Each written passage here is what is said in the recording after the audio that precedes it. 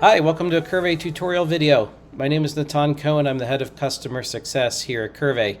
And in this tutorial video, I'm going to show you how to create a very simple, basic front end using pure JavaScript and the Fetch API with a very simple HTTP server to test that front end. So we're not going to use any front end frameworks like Angular, React, or Vue, but we will use a backend service to generate the JWT token so that we can securely embed the widget in the front end. And if you want to go ahead and watch the tutorial on how to create that backend service in Node.js to return the security token, you can go ahead and do that first. So with that, we're going to open up Visual Studio Code. I went ahead and created a new directory. I called it Qrvey-client.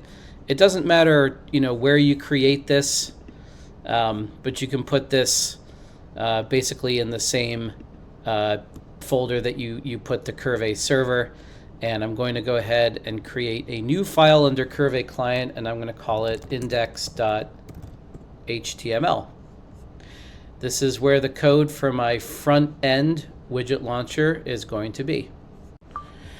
So the first thing I'm going to add are all the standard element selectors that you'd find in a standard web page, just to make it a valid web page. And then I'm going to add a div placeholder where I will later inject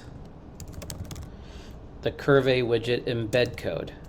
Okay, and we want this placeholder div so that we can dynamically anchor to it later and then insert the elements that we need to embed the widget.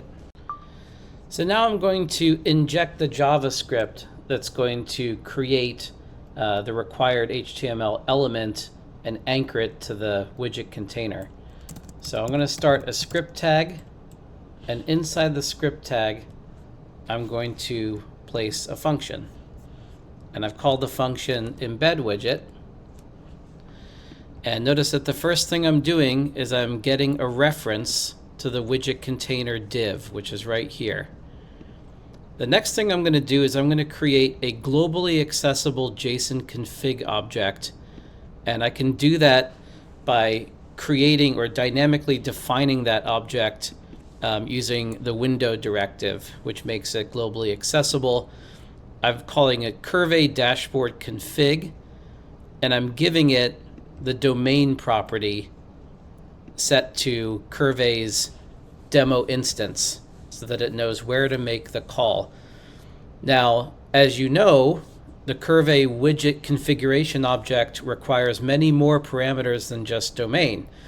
It would require API key, it would require app ID, and it would require user ID. But remember, we don't want to expose any of those sensitive properties, especially the API key.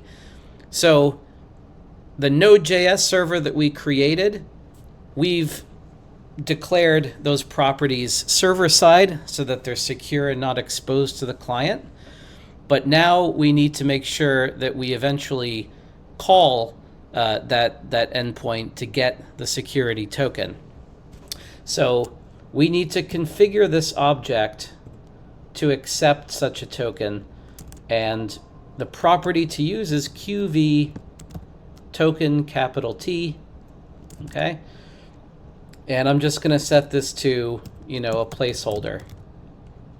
Okay, but this is where we're going to set the encrypted JWT token. Once we get that, I'm effectively creating a new element called Qrvey dashboard. And remember, every widget has a different special HTML custom tag. We're going to embed the Qrvey dashboard widget, so Qrvey dashboard is what we want to use. And if you remember, all of the special elements have exactly one attribute called settings, and the value must be set to the widget configuration object, right? The one that I've defined here. And then I'm taking the widget container, which is this div, and I'm appending the new dashboard element. And now, since I've defined a function, I just need to make sure that I call it. So now I'm going to add the code to make a call to our Node.js backend REST API to get the JWT token for this widget. So I'm going to add on to this function, and I'm going to paste the following code that effectively uses the fetch API to make the call. Okay, this doesn't require any special framework to be able to use. Modern browsers will support it, but it does use the await syntax. That means it does run asynchronously, and because of that, our function that calls it must now become an asynchronous function, so I'm going to add that keyword. Okay, now here's the way this works. It will call fetch.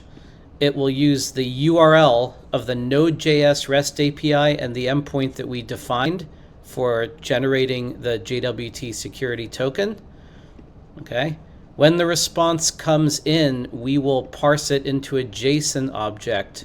Then we will handle the data in the JSON object, returning the token property. Remember, it was the token property whose value is the JWT token. So we're returning that.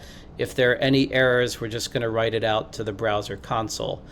Now, I'm returning this token, but I have nothing to set it to. So I'm going to set this as a constant. Okay. Variable name token. I'm making it a constant so it can't be changed again in the context of this function. And now I can substitute my placeholder string for the actual token. So we're almost done, but remember there are three things that we need to embed a widget. We need the custom HTML tag. We have that. That's Qrvey-dashboard. We need the JSON widget configuration object. Now we have that, and it's secure because we're calling our backend JWT security token generator. Remember, we also need a launcher, JavaScript, to process the custom tag once all of this is rendered client side.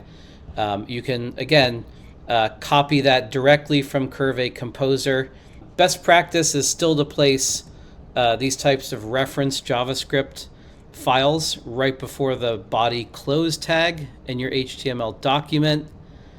And now we have a full and complete front-end launcher, so I'm going to save this.